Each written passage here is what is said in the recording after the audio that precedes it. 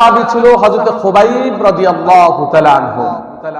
তিনি যুদ্ধের ময়দানে কাফেরদের হাতে বন্দী হয়েছেন। উকবা ইবনে হারিস চড়া মূল্য দিয়ে এই কাফের তাকে ক্রয় করে নিয়েছে। তার কারণ হলো বদরের যুদ্ধে খুবাইব রাদিয়াল্লাহু তাআলা আনহুর হাতে তার বাবা মৃত্যুবরণ করেছে।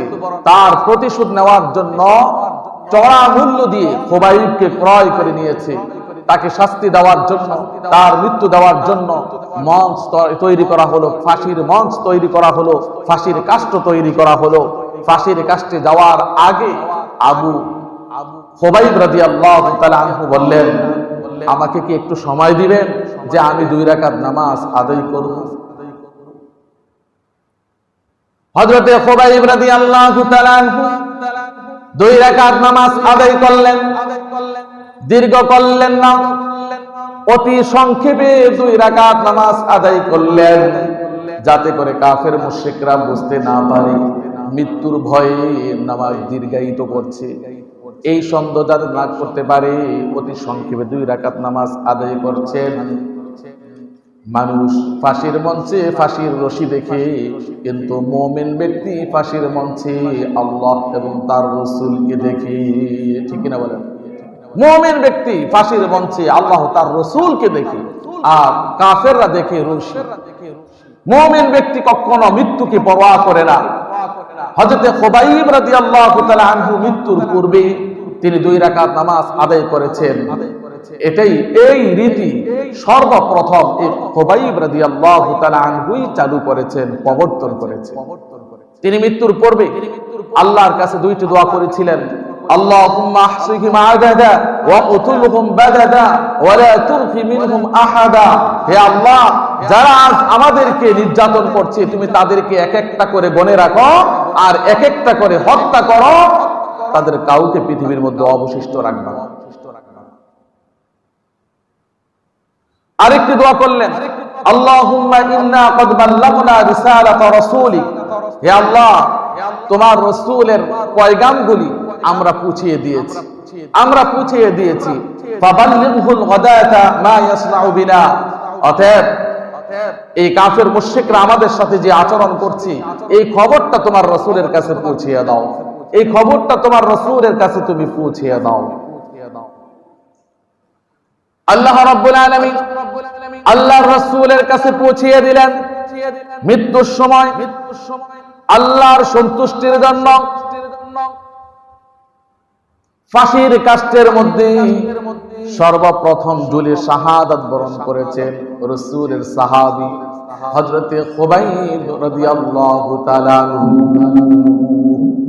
ফাঁসির আগে 2 রাকাত নামাজের প্রবর্তন ওনার থেকে হয়েছে, আর ফাঁসির মঞ্চ ঝুলে, ফাঁসির কাষ্ঠে ঝুলে সর্বপ্রথম ইসলামের জন্য শহীদ হয়েছেন কে? হযরতে খুবাইব রাদিয়াল্লাহু তাআলা আনহু। কাফের মুশরিকরা যখন হযরতে খুবাইব রাদিয়াল্লাহু তাআলা আনহুকে ফাঁসির কাষ্ঠের মধ্যে ঝুলি হত্যা করলো, শাহাদাত করলো, শহীদ করলো, তখন তার চেহারাটা বারবার কিবলার দিকে হয়ে যায়। অনেকবার চেষ্টা করেছি, বহুবার চেষ্টা করেছি অন্যদিকে ফেরানোর জন্য, কিন্তু কোনোভাবেই সম্ভব হয় না। যতবার ফিরাতে চাই ছেড়ে দিলে ততবার ওই চেহারাটা কিবলার দিকে হয়ে যায়। সুবহানাল্লাহ, কিবলার দিকে হয়ে যায়।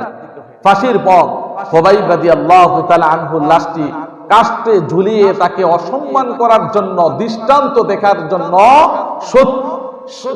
40 জন কাফেরকে নিযুক্ত করেছে, যাতে করে তারা পাহারা দিয়ে রাখতে পারে, এই লাশ যাতে কেউ না নিতে পারে। এই লাশ এখানে ঝুলতেই থাকবে যাতে কেউ না নিতে পারে।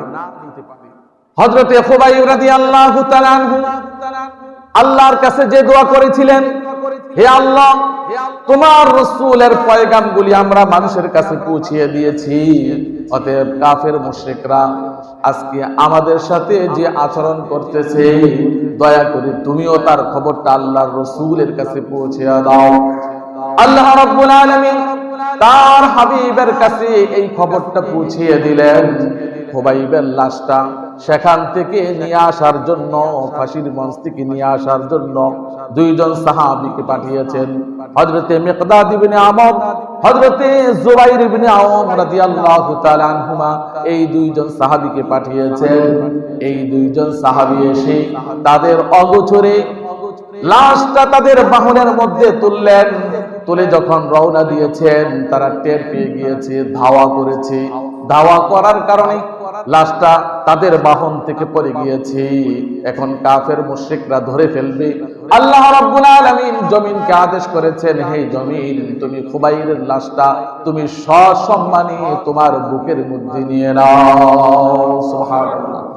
দেখা গেল ঠিকই যখন তারা লাশটা ধরবে অবস্থায়, এমন অবস্থায় আল্লাহ তাআলা খুবাইবের লাশটা মাটির মধ্যে সংরক্ষণ করে নিয়েছেন। সুবহানাল্লাহ।